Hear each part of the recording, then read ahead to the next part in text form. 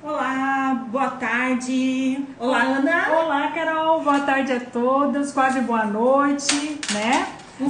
Um final de tarde bem bacana e um início de semana também já, né, iniciando os trabalhos aí. Oi, Michele, tudo certo? Valdirene. Valdirene, a Ju já tá aí. Ana, vamos chamar a Ju então para Vamos começar a chamar a nossa Ju. conversa. Vamos lá. E vamos ver. Oi, Ju. Oi, tudo Oi, bom? tudo bem? Tá me ouvindo bem? Estamos sim. Sim. Ju, Aê! seja bem-vinda à Casa Compassos, seja bem-vinda à família Compassos. É uma satisfação enorme, tanto minha quanto da Ana, em ter vocês conosco, principalmente pela trajetória de vida, além da trajetória profissional que vocês têm. As pessoas que estão Obrigada. conosco, elas têm um histórico de vivência e de experiência de causa, certo? E que essa causa as levou a um trabalho lindo, lindo e gratidão eterna por estar compartilhando conosco sempre. Então é uma satisfação enorme ter você aqui conosco para falar de um tema que é tão pertinente para todos os educadores. Seja muito bem-vinda, Ju. Obrigada, Carol. Um prazer, né? Dividir um pouquinho do conhecimento, porque a gente fala assim que nunca, não tem como a gente consolidar, né? Algo que a gente está aprendendo constantemente, através das trocas. Então, como é gostoso participar de uma live onde a gente faz trocas e também aprende, né? Isso É mesmo. muito gostoso e gratificante. Isso mesmo, né? E pensando que a Compassos, a premissa da Compassos é compartilhar saberes. Então, a gente está aí fazendo, né, as lives e tudo para compartilhar esses saberes entre todos. Não é mesmo, Carol? É isso mesmo. Só falando um pouquinho, nós estamos aí com uma agenda linda para abril. E entre essas agendas todas de formação, nós teremos uma formação em práticas da matemática para alfabetização.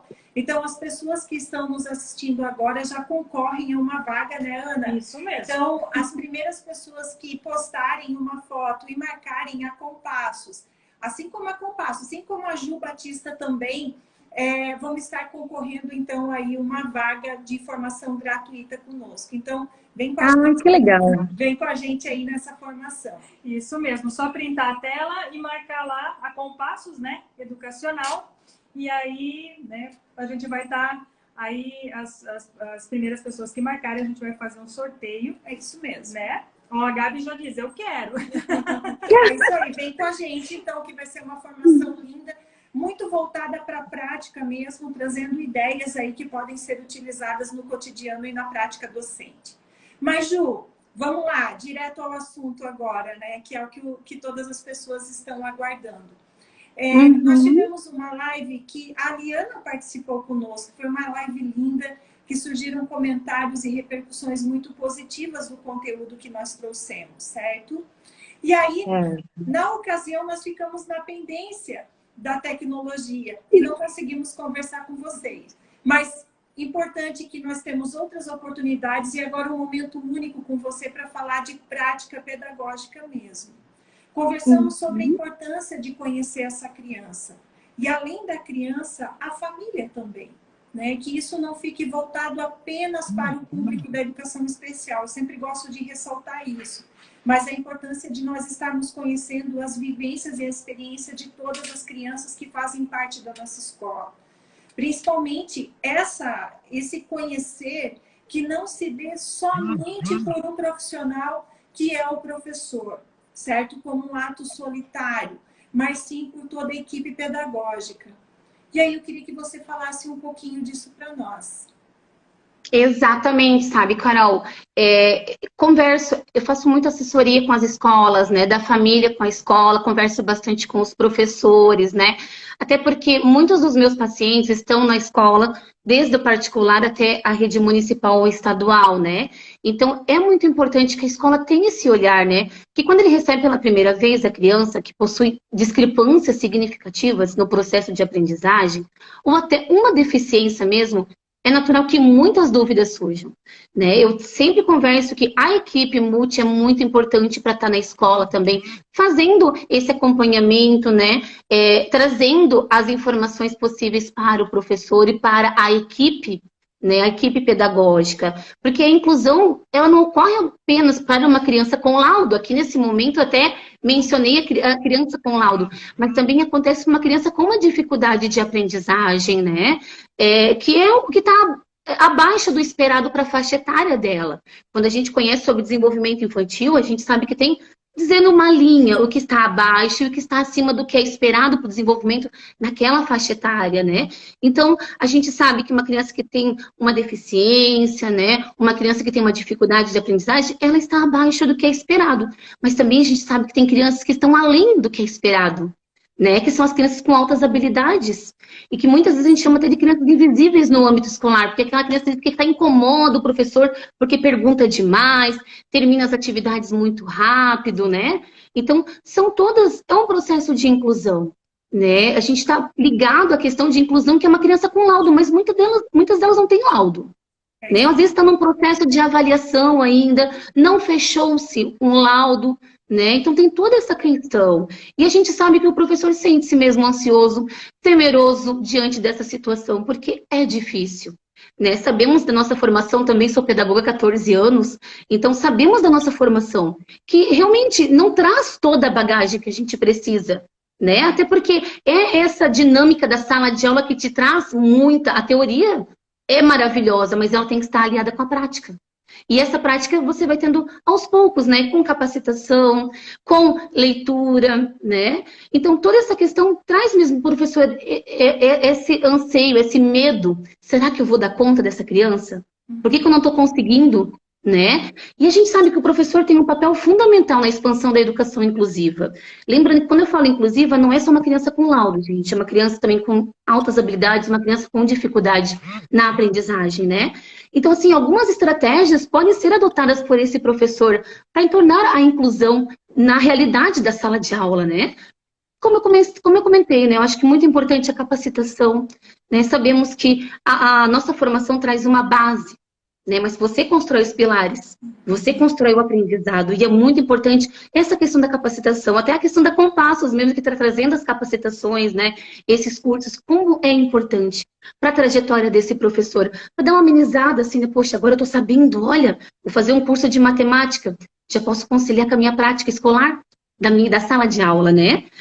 Outra coisa que é muito importante, que eu converso muito, é trazer atividades sensoriais, né? Trazer atividade lúdicas para o concreto, porque o abstrato é muito difícil para a criança, né?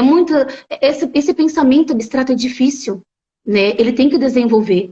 E muitas vezes essa criança não tem uma base, né? Até tem uma base, mas não conseguiu evoluir. Então, como é importante trazer uma atividade lúdica, né?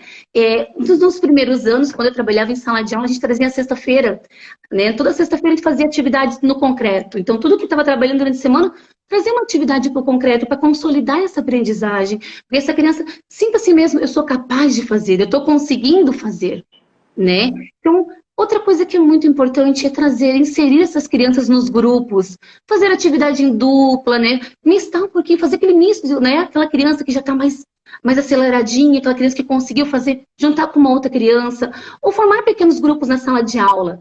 Assim a gente consegue realmente trazer um ambiente de cooperação, um ambiente de integração entre todos, né? Isso promove o respeito pela diversidade, para não ficar aquele amigo eu não consegue, aquele amigo eu não quero, né? Aquele amigo não sabe as coisas. Não, eu vou ajudar aquele amigo.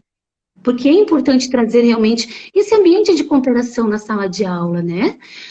Como eu comentei também que o professor da educação inclusiva, ele tem que desenvolver as atividades, né, nas habilidades intelectuais para aquele aluno, né? E não só nas habilidades intelectuais, como também sociais. A gente não pode só pensar que essa criança, ela só tem que aprender. Ela precisa socializar, ela precisa interagir com os outros na sala de aula. Então, temos que pensar sempre nas questões das habilidades intelectuais e também das habilidades sociais. Porque muitas vezes ele consegue fazer as atividades, né? A gente não precisa de uma adaptação. Mas essa criança está inclusa mesmo na sala de aula? Ela tem amigos? Os amigos enxergam ela? Os amigos sabem das demandas, das dificuldades dessa criança? A escola conhece essa criança? Né? Porque a gente fala assim que o professor tem que fazer isso, mas a escola também tem. Esse aluno é da escola, esse aluno é de todos os professores que estão naquela escola. Né? A gente fala assim, não, esse aluno é da rede, seja da rede municipal, é de todo mundo. Né? Então, como é importante a gente desenvolver esse olhar, Pode falar, Carol. Existe uma situação que quando a escola, ela, principalmente, ela aceita, né, essa criança, que ela tem esse movimento de aceitação, isso fica impregnado em todas as ações, né? Sejam elas pedagógicas, porque tudo que entra na escola, ele se torna pedagógico mesmo. Então, eu vejo uma preocupação muito grande no momento em que você acolhe, né? No momento de aceitação dessa criança, seja ela com um laudo, ou seja ela num processo de investigação, ou então aquela criança em que, de repente, é o primeiro ano dela da escola mesmo, ela nunca frequentou uma outra instituição escolar, certo? E apresenta, de repente, um comportamento que chama atenção. E no Exatamente. que esse comportamento chama atenção, quais são as práticas de intervenção que, enquanto unidade escolar, eu já tenho como um protocolo, porque isso é importante. Essa organização pedagógica que a escola deve ter, ela não se dá por um efeito surpresa no momento em que eu recebo uma criança e que com ela já traz, de repente, um diagnóstico, certo? Exato. Mas a importância desse olhar atento da unidade escolar, e quando eu falo da unidade escolar, são em todos os momentos. Seja ele no momento de realização de atividades pedagógicas dentro da sala de aula ou dentro de um outro espaço pedagógico que a escola está desenvolvendo naquele momento, ou então em práticas de socialização e de convívio mesmo que pode ocorrer, seja no recreio, seja numa brincadeira uma brincadeira coletiva, certo? Nos momentos do parque, porque é importante esses momentos também, a observação do professor diante do comportamento. O parque, ele não é uma brincadeira livre, muito pelo contrário, porque não é um momento de avaliação para que eu registre, eu consolide isso numa avaliação, por exemplo, somativa, mas sim no momento de avaliação, de observação e socialização daquela criança e quais são as interações e mediações que eu, enquanto professor e enquanto equipe pedagógica, e aí quando eu falo isso, assim, a importância dos estudos de caso, né, Ju? Porque, assim, o quanto é importante os estudos de caso para as crianças que nós temos dentro da unidade. É fácil? Não, não é fácil. A gente não está dizendo... Não tem uma receita também, né, Carol? Claro, claro. Mas são esses estudos que vão levar também à reflexão das práticas que estão sendo realizadas, certo? E sabe, quando você trouxe essa questão do olhar qualitativo, é muito importante. Na clínica, a gente faz muito essa prática. Porque como que essa criança faz tal atividade? Como que ela percorre esse caminho? Porque é um processo. Você realizar uma atividade é um processo. Pode ser que durante esse processo ele se perde, mas ele consegue iniciar. Né? Ou se essa criança não consegue iniciar, o que não está conseguindo, o que está acontecendo com essa criança? Então, essa avaliação qualitativa é muito importante, não só a quantitativa. E hoje na escola a gente tem esse padrão de só nota, só avaliação quantitativa. Quando que ele tira? Né? Mas, porém, será que tem uma aprendizagem aí? Às vezes a gente avalia como que essa criança interage no recreio, como que ela brinca no parque. Como que ela dá função para a brincadeira no parque?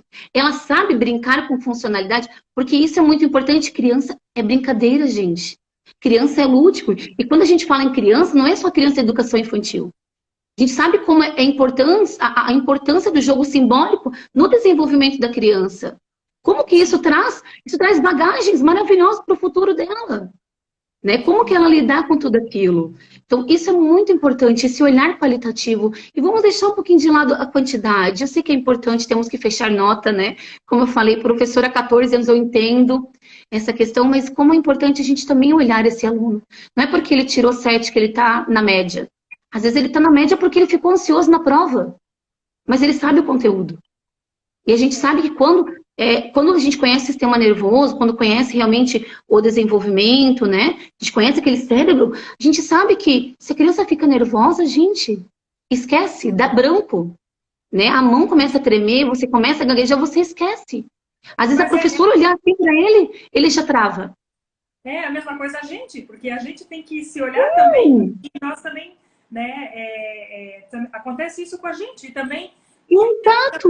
Porque a gente tem que conhecer o estudante, mas a gente tem que, muitas vezes, olhar para a gente mesmo e dizer assim, não, eu aprendo ouvindo, eu aprendo escrevendo, eu aprendo, né, manipulando. E isso também eu tenho que conhecer no meu estudante, né, na minha criança. Sim, ele é um sujeito, ele não é só o aluno, ele é um sujeito. Assim como todo, igual a todos, só que ele está numa faixa etária diferente da nossa. Isso. Mas ele tem os mesmos medos, os mesmos anseios, as mesmas dificuldades que qualquer pessoa. Exatamente. Né? E aí, assim, né, Ju, eu acho importante quando você fala da questão da avaliação, até para que a gente possa estar esclarecendo que no processo avaliativo eu tenho vários instrumentos e que eu necessariamente não reduzo a minha avaliação a uma prova, ao instrumento prova, certo? Mas o quanto é importante outros instrumentos para que possam compor esse processo avaliativo. E entender que a prova, ela não é determinante, certo? Porque como você falou, existem vários fatores emocionais aí que, porventura, podem desencadear aí um lugar, um espaço onde essa criança ela consiga, sim, fazer o registro daquilo que você está solicitando e, naquele momento, um registro escrito, porque na maioria das vezes se dá dessa forma. Porém, também pode ir para um outro caminho, que é o caminho de repente, não conseguir mostrar o que aquela criança está fazendo. E aí a importância de todos os registros, né? O registro que o professor faz no seu cotidiano e que vão fazer todo esse aparato, né, legal também, para que eu possa, sim, ao final, estar avaliando e avaliando de uma forma, se é que dá para usar essa palavra, de uma forma mais justa. Certo? Porque sim, muitas exato. vezes a forma de apresentação das atividades que eu proponho para essa criança, ela não vai ao encontro daquilo que eu vou avaliar depois. Então, esse cuidado também, né, em estar não só no processo de avaliação, como também nas atividades que eu proponho para essa criança. E aí toda a importância do diagnóstico, né? Um diagnóstico que vai além também de um único instrumento e de um registro escrito. Mas aí a importância de um leque, né? Um leque de possibilidades que o professor pode ter no momento em que está olhando para aquela criança e aí sim se aproximando cada vez mais do que ela sabe e não ressaltando onde ela não naquele momento está conseguindo atingir. Não é que ela não sabe, né? A gente tem que ver assim, ó. E será que essa criança teve uma base sobre isso? Né? Será que ela aprendeu? Hoje a gente sabe que as crianças são meio sapequinhas também, tem muito de decorar, de memorizar para a prova. Mas depois ela não aprendeu, não virou uma aprendizagem, não consolidou. Ela só memorizou para tirar uma nota. Né? Então, como é importante o professor mensurar realmente se a criança aprendeu, será que não tem que rever? Ensinar de outra forma, né? Às vezes, estamos muito... A questão assim, do tempo, né? Do tempo da sala de aula, do tempo da matéria que eu preciso dar, passar essa matéria. Então, como é importante você ver realmente, será que essa turma está aprendendo? Será que se eu ensinar de outra forma, os meus alunos não vão ter uma aprendizagem consolidada, né? Realizar realmente uma aprendizagem. E quando você comenta ali da questão da atividade adaptada, né, é muito importante ressaltar que caso não seja possível a criança aprender de uma forma como as outras crianças na sala de aula, do professor adaptar as atividades de acordo com a limitação daquela criança. Então, por isso que é importante ele conhecer aquela criança, né? Conhecer o histórico, conhecer o tempo que ele percorreu. Como a gente já estava comentando, né, Carol? Eu recebo uma criança de 9 anos, ela viveu 9 anos. Ela tem uma aprendizagem, uma bagagem de 9 anos. Né? Será que naqueles 9 anos não tem potencialidade? Tem. Será que naqueles 9 anos ele não aprendeu muita coisa? Com certeza aprendeu. Então, como é importante você conhecer o seu aluno, né? Conhecer a história de vida dele, conhecer a família também, ver o que a família entende como aprendizagem, entende de importância na educação, né? E assim você vai estimulando a criança, estimulando o aluno e comemorando a cada conquista dele. Porque essa questão do reforço positivo é muito importante, né? Para você pode ser uma coisinha assim, mas para a criança, nossa, olha, eu consegui. Né? Porque através desse eu conseguir, através dessa capacidade que ele tem de executar certas tarefas, ele adquire a autoconfiança. Né? Ele passa a se sentir capaz de vencer qualquer desafio, qualquer obstáculo que tem na frente. Como é importante o professor ter esse olhar realmente, olha, ele conseguiu isso, nossa, que legal, ele conseguiu isso. né? Comemorar com a criança a vitória dela. Ainda falando do tema de atividade adaptada, eu vejo também assim a questão da importância do conhecimento do currículo, certo? Se eu, enquanto professora, eu não tenho um conhecimento sobre o que eu vou ensinar, fica complicado, certo? Conseguir entender aonde essa criança está e o caminho que eu vou percorrer com ela. E aí é algo que a gente fala o tempo todo de processo cognitivo. Por quê? Muitas vezes a criança chegou no 3º ano sem estar alfabetizada, certo? E aí eu insisto com atividades em que estão muito longe daquilo que ela daria conta naquele momento.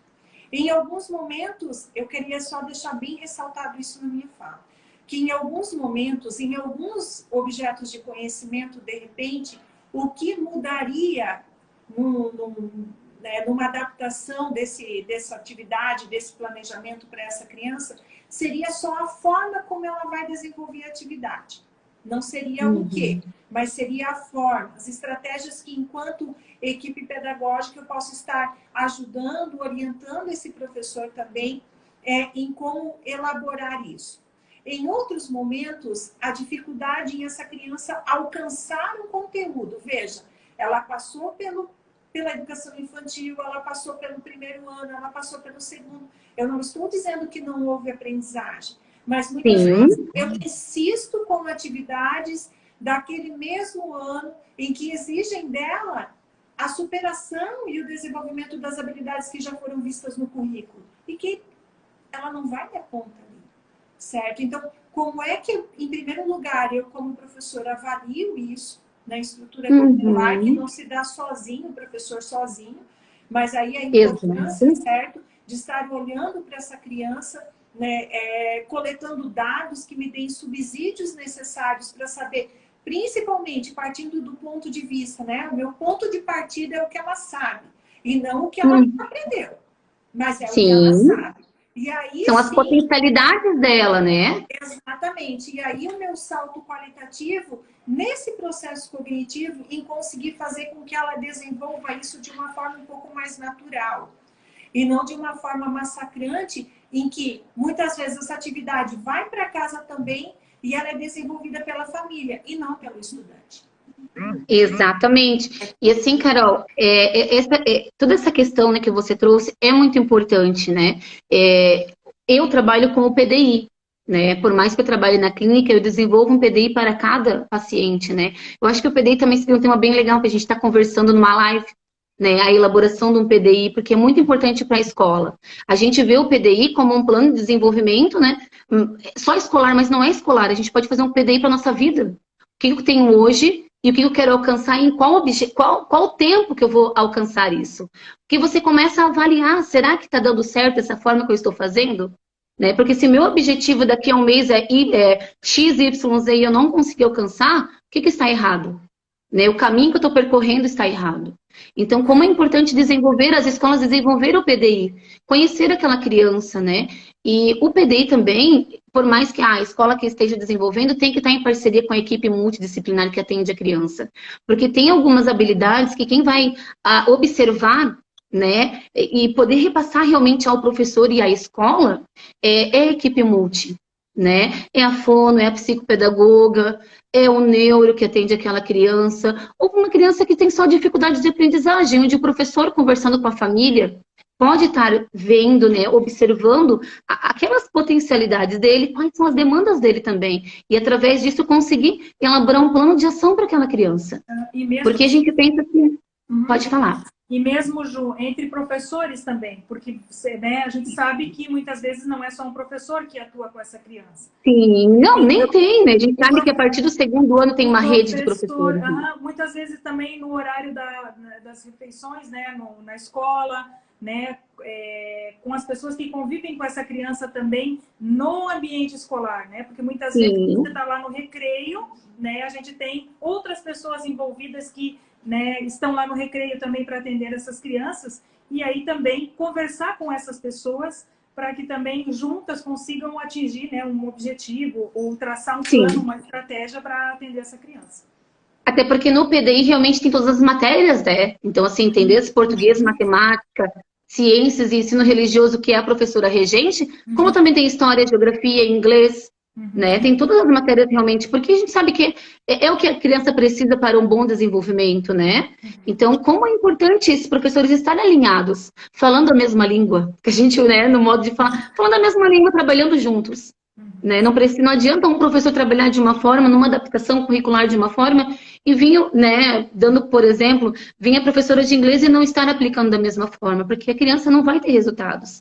A partir do momento que tu conhece aquela criança, tu sabe das limitações dela, né? Tu conhece também as potencialidades, que eu acho que é muito mais importante do que conhecer as limitações, né? Então, a partir do momento que tu conhece aquele sujeito, você consegue adaptar, você consegue realizar. Eu gosto mais de pensar nas potencialidades. Sabe? Exato, eu também penso da mesma forma. Mas a gente já tem uma lista deles e não precisa ser ressaltado dentro da unidade escolar. Eu apenas olho para eles como uma forma em que eu possa auxiliar aquela criança no desenvolvimento ainda maior da sua aprendizagem, né?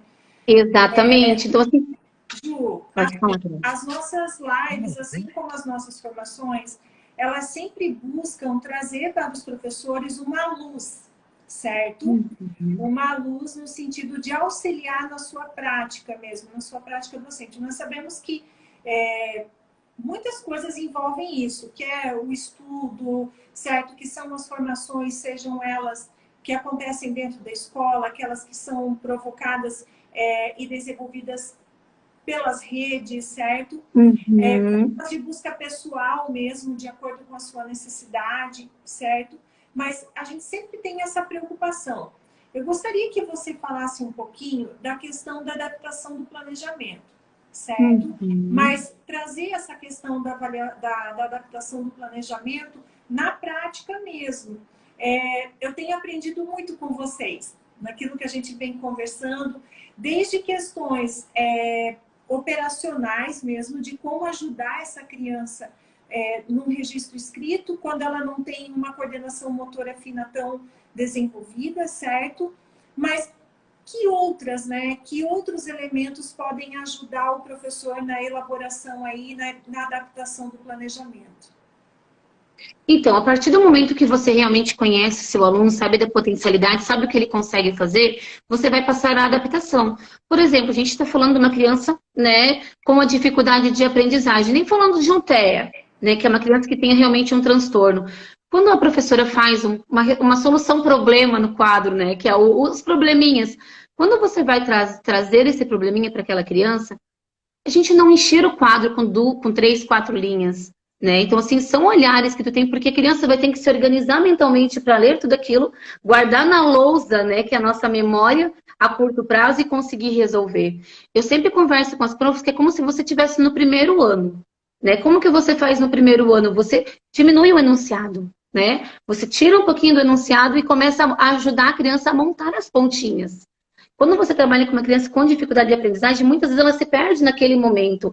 Ela está ali pensando numa atividade. Nossa, me perdi, né? Ela leu 2 linhas, já não lembra mais o que está ali em cima. Então, tá reforçando ela, né? Tá reforçando aquela criança. Como que ela vai fazer aquilo? Ó, no ônibus tem 12 passageiros, desceram 4. Resolve isso, então, primeiro. Né? Agora, sobrou quantos passageiros? Entrou mais 5. Resolve essa parte também. Então, sempre tirando o enunciado, né? Outra dica que eu sempre dou para as professoras, que geralmente nossas avaliações têm folha dupla, né? Frente e verso. Quando a criança vê aquela folha frente e verso, gente, a ansiedade bate lá em cima. Será que eu vou dar conta de resolver tudo isso? Consiga trabalhar com uma folha, né? Com 3, 4 questões, para que a criança também não veja que tenha lá 10 questões para ela desenvolver. Trabalha só no lado da folha e depois entrega outra. Você devolveu, agora entrega outra. Porque isso tira um pouquinho da adrenalina, tira um pouquinho da ansiedade da criança. Porque quando ela se sente ansiosa, ela não consegue resolver. Ela não consegue pensar, porque ela fica todo o tempo olhando no relógio. Vai dar tempo de fazer isso? Vai dar tempo de fazer aquilo? A criança fica muito ansiosa, né? Então, são dicas que eu dou, né? A questão do enunciado, diminuir bastante, né? Trabalhar muito com o concreto, com o lúdico. Né, poder explicar mais de uma vez para a criança, dar muitos exemplos, né? Trazer realmente coisas que a criança, que faça parte do cotidiano da criança, né? Trazer a folha, não encher de atividade. Eu converso, né, especialmente quando a gente conversa com o quinto ano, né? A professora de quinto ano geralmente faz atividade de A até J, né? Tudo continhos. Gente, as crianças, quando a criança tem uma dificuldade, para ela é muito difícil. Porque ela tá ali na sala de aula, os amigos estão terminando já, ela tá na letra B. Ela desiste. Eu não vou dar conta. Né? Eu tenho até uma paciente que fala para mim assim, nossa, quando chega lá na letra F, os amigos terminaram, prof. Daí a professora começa a corrigir, eu desisto. Porque pensa, tá na letra F, os amigos estão na J. E a professora já começou a corrigir no quadro. Né? Então, assim, reduzir um pouquinho. Né? Você sabe que tem criança com dificuldade de aprendizagem? Não enche o quadro. Faça um pouco, resolve com a criança, depois passa o restante. Né? Porque a gente sabe que a prática que ensina, claro, a gente sabe que matemática é você resolvendo probleminhas, resolvendo continhas que você vai aprender. Mas não precisa ser num dia de A a J. Né? Vamos ver, olha só, ela consegue fazer até a F, até a G. Vou passar até a G, depois eu passo da G em diante. Para que essa criança sinta-se confiante, eu vou conseguir. Né? Tenha autoconfiança. E pensando, né, Ju, nessa questão do enunciado também, na verdade, coloca-se, né, como diminuir aquele comando para a criança. Então, dá um comando de cada vez. Né? Exato, então, ser mais objetivo. De cada vez, né? Então, não colocar vários comandos ali dentro de um ao mesmo tempo. Ter objetivo, né? Uhum. Até isso são dicas Pode falar. São dicas que a gente dá para trabalhar com uma criança com dificuldade de aprendizagem. E são dicas, na verdade, que a gente dá para trabalhar com uma criança com TEA e com TDAH. Então, você vê. Né? Se você lê realmente a lei do TDAH, né, que hoje não virou lei, na verdade, ainda, né, alguns estados já resolveram toda essa questão, esses trâmites, mas eles pedem para diminuir o enunciado, né, para reduzir o enunciado realmente e começar a dar exemplos para a criança, né, primeiro montar a primeira conta e depois fazer com que ela monte, mas com o enunciado reduzido. E o mesmo acontece para o TEA. Então, por que não trabalhar com uma criança com dificuldade de aprendizagem? Se um TEA, um TDAH consegue fazer, uma criança de aprendizagem de dificuldade também vai fazer. Né? Então, a gente ter esse olhar. Pode falar, Carol. Eu vejo, sempre vou estar puxando aí na tua fala, tá? Eu vejo uma questão muito importante, porque assim, quando a gente fala em adaptação de atividade para as crianças que, de repente, apresentam alguma dificuldade de aprendizagem, ou então, né, alguma outra questão, parece que a gestão do tempo, a limitação, né? Eu diminuir somente essa atividade é o necessário, é o suficiente. E a nossa conversa aqui está mostrando justamente o contrário. Que além de eu diminuir a atividade, que não quer dizer que eu estou reduzindo o conteúdo em hipótese alguma, certo? Acho que é importante a gente sempre ressaltar. Exatamente. Questões que senão parece que a gente está fazendo da adaptação algo menor. E isso não é verdade, tá? Mas o conhecimento, e sempre vou estar trazendo a responsabilidade para a equipe pedagógica da escola, tá? E não a responsabilidade para o professor. Tá? Então, assim, o entendimento dessa equipe pedagógica também, certo? E estar olhando para a atividade e olhando para a questão, além do enunciado, a consigna, certo? A forma de apresentação, os comandos, como a Ana falou, certo? Porque aqui, enquanto vocês estavam falando, eu estava pensando que vai chegando um ponto que nós, enquanto escola, a gente vai dificultando os problemas, conforme o ano em que a criança está, certo? E em alguns deles, inclusive, eu trabalho com a possibilidade de trazer informações que não serão importantes para a resolução daquele problema. Sim. Certo? Mas eu preciso ter um olhar para essa criança que, de repente, esse excesso de informações vai dificultar a resolução, porque nesse momento ela não consegue ter o discernimento de olhar para todas as informações e selecionar o que ela precisa. E é bem importante que você fala, sabe? Nesse momento, não estamos falando que vai ser sempre assim. Exato. Mas aí o conhecimento de processo cognitivo, sabe, Ju? O conhecimento, o professor e toda a sua equipe, ela precisa entender como essa criança aprende. E mais Sim. de que como essa criança aprende também, o que ela precisa aprender. Na medida em que eu sei como que se dá esse processo de desenvolvimento dela, e quando eu entendo de currículo, estrutura curricular mesmo, para conhecer principalmente aonde ela precisa chegar, que são as habilidades, o desenvolvimento daquelas habilidades, nós estamos falando de um outro termo que é didática, certo? Sim. Quais são as estratégias que eu vou utilizar no meu planejamento, então, para que eu consiga fazer com que esse processo de desenvolvimento ele aconteça de uma forma, de novo, natural, de uma forma em que eu consiga atingir naquela criança, certo? O que ela já sabe e a partir daí, como a gente falou, dar esse salto qualitativo. Então, olha quanta coisa, né? Quantas coisas a gente está trazendo aqui hoje. Eu acho que, assim, só o fato de ter esse olhar para o seu planejamento, né? E o professor, ele estrutura seu planejamento pela maioria da classe, sim. Certo? É assim que funciona. E depois, dali, ele vai partir para o princípio das adaptações que precisam ser feitas para essas crianças. Porém, entender que isso não é menor, muito pelo contrário. Isso é conhecimento de causa, isso é conhecimento de aprendizagem, isso é conhecimento de currículo, isso é conhecimento de didática, principalmente, sabe? Então, a importância da função de toda a equipe, né? Em estar acompanhando esse processo, a importância de toda a equipe estar acompanhando isso dia a dia. E não no momento do conselho de classe. Isso foi algo que a gente ressaltou tanto, né, Ana, na última live. É triste quando a criança ela é reconhecida e vista somente no conselho.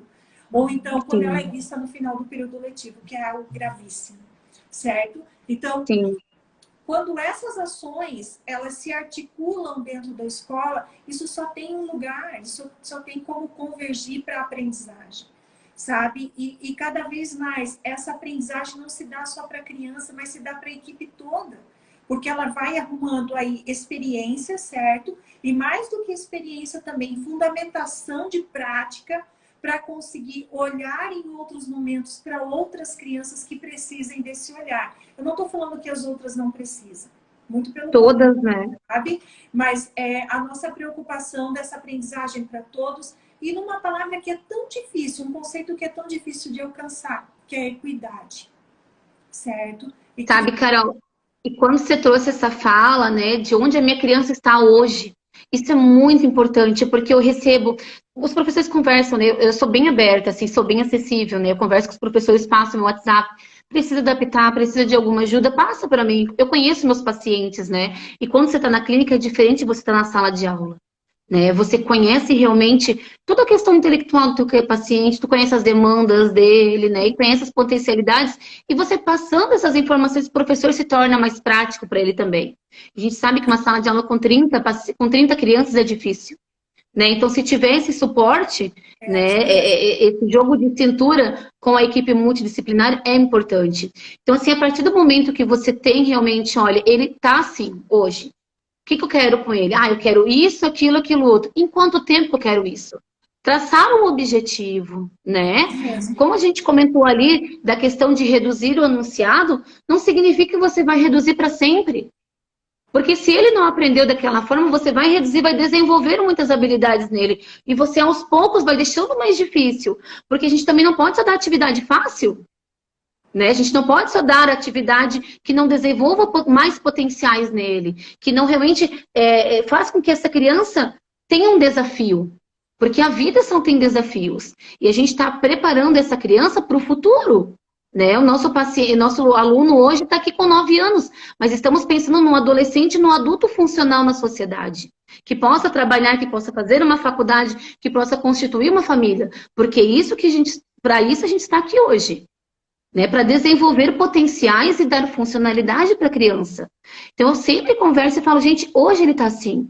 Hoje você está adaptando dessa forma, mas daqui a um mês pode ser que não precise dessa forma. Você vai reduzindo, né, aumentando as dificuldades e desenvolvendo mais e mais potencialidades nessa criança. Sim, né? Ju, nós estamos caminhando aí para o finalzinho aí da nossa live, mas ainda com a tua fala, assim, né? Eu penso o quanto seja importante que essa conversa também com essas famílias, ela seja permanente. Não só no momento de responder, de repente, uma entrevista no início do período letivo, mas a importância também em estar orientando a família dos encaminhamentos pedagógicos, principalmente nesse momento em que nós estamos vivendo, onde a maioria das crianças, elas ficam uma semana na escola e a outra semana elas fazem as atividades em casa, certo? Então, a importância da conversa e da orientação nessa família, no sentido também, Ju, de assim, ó, os pais, eu vejo a importância dos pais ouvirem a seguinte expressão: ele vai aprender, precisa muitas vezes de um tempo maior. Então, é esse, sabe, essa fala de aproximação da família, essa fala de compreensão também, para que eles não criem, de repente, uma expectativa de que em uma semana em casa eles darão conta daquele objetivo de aprendizagem, como você falou, mas de repente necessite de um tempo maior, certo? Para isso olhar para esse tempo pedagógico que não é o nosso tempo, um tempo cronológico, certo? Que eu tenho, sim, um tempo cronológico para que eu possa me organizar nesses objetivos e estar avaliando o tempo todo, certo? Se aquilo que eu estou propondo realmente vem surtindo resultado. Mas, para também acalmar, né, as famílias no sentido de que, olha, com calma, certo? Respeitando o tempo de concentração dela, porque senão a atividade perde o propósito. A atividade, ela acaba sendo tão maçante que a criança vai ter aversão àquilo que você está apresentando, certo? Então, a importância dessa conversa com as famílias. Sabe, essa questão do tempo, Carol, é algo que me chama muita atenção e muitas famílias vêm conversando, né? Porque assim, a gente tem o tempo cronológico, o tempo que é esperado para a criança. Não existe aquela que cada um tem o seu tempo, não. Isso não existe. A gente tem o que é importante, que é o marco do desenvolvimento da criança. Se a criança está tendo estimulação, se a criança está tendo aprendizagem, se a criança está sendo estimulada a todo momento, né, tendo mediações corretas, ela vai desenvolver. Claro que vai desenvolver, quem sabe, um pouquinho diferente do amigo, quem sabe, né, antes, depois, claro que ela vai desenvolver. Agora, a gente sabe que tem muitas que não estão tendo intervenções, não estão tendo mediações corretas, daí, será que vão desenvolver? Será mais difícil, porque a gente sabe que a estimulação é muito importante, né? Então, isso me chama muita atenção e eu sempre converso com as famílias, olha, tem processo terapêutico, né, com excelentes profissionais, tá tendo os resultados, não são resultados, assim, né, que a gente pode dizer assim que é o que a gente espera nesse momento, não é, mas está tendo resultados. Vamos, cada conquista, cada degrauzinho que a gente está subindo, né? Vamos realmente, oba, olha que legal, estamos conseguindo e uma hora vamos chegar lá. Só que como eu falei, com as mediações e as intervenções corretas, né? Com um plano de ensino correto para aquela criança. Porque não dá para a gente colocar uma criança com uma dificuldade de aprendizagem, né, com um transtorno de aprendizagem numa sala de aula, fechar os olhos e dizer ela vai aprender. Não, vai passar por 5º ano sem aprender. E a gente sabe que isso acontece na sala de aula. Né? Ah, mas ele não aprendeu. Mas ele não aprendeu por quê? Por que será? Alguma coisa tem. Né? Se ele não aprendeu... Alguma coisa tem. Oi? Ju, tá escutando? Agora tá escutando. Tô escutando. Eu penso que esse seja um tema aí para uma próxima conversa que nós possamos ter aí, né? Podemos ter, né, Ana? Isso mesmo. Num futuro muito próximo. Nós temos aí uma parceria muito bacana com essas meninas que são excelentes profissionais. Eu agradeço em nome da Compassos, né, Ana? Em nosso nome aqui. Gratidão sempre por estar conosco. Dizer para você que nós vamos estar aí agendando aí uma formação específica, certo? Para que possa ajudar cada vez mais as equipes aí nas unidades escolares, tá? Então, gratidão a todos que estão nos escutando. Ju, deixo aí para você, Ana, que também já se despedir antes que caia aí a nossa live. Quero agradecer a Ju, né, pela disposição de vir conversar com a gente, dividir os saberes, né, com todos. E também, antes de passar a palavra para ela, quero colocar ali para vocês curtirem. Nós temos um canal no YouTube, né, Carol? Sim. @Compassos Educacional. podem curtir, tem vários vídeos, tem várias dicas lá, a gente está construindo ainda, né? Mas já tem alguma coisa lá no canal. Então, curte o canal do YouTube, né? Dá um like lá e a gente vai estar disponibilizando alguns vídeos. Eu creio que a Ju deve ter... Olha, vamos lá, ela caiu a conexão dela. Vamos reconectar ali com a Ju. E aí, para a Ju, também para a gente ir finalizando. Oi, Ju. Caiu no finalzinho. Isso. Então Ju, eu já me despedi, né? Agradeci você, né, pela tua disponibilidade, né? Nós, eu e a Carol, ficamos muito gratas mesmo por você estar com a gente nessa parceria, né? E aí passo a palavra para você aí, para a gente se despedir antes que caia o nosso tempo. Então, vamos preparar uma live sobre PDI, eu acho que é bem legal, né? Como a gente conversou, eu acho que vai ser bem bacana, vai compartilhar, né? Muita aprendizagem, eu acho que é importante dar esse suporte para os professores, né? Eu agradeço, Carol, de coração, obrigada mesmo, obrigada, Ana. É maravilhoso essa troca de ideias, né? E que a gente possa continuar dessa forma. Vamos sim, com certeza, tá? Só lembrando... nós vamos aí estar aí com o nosso site no ar, Ju parceira, Michele parceira, Liana parceira, assim como outras também profissionais tão competentes aí, fazem parte aí da família, né? Da família Compassos. Curtam também a nossa página e aí para esse mês nós temos uma agenda bem linda de informações, práticas de matemática na alfabetização, nós temos uma outra formação que para conhecer e intervir a partir das hipóteses de escrita.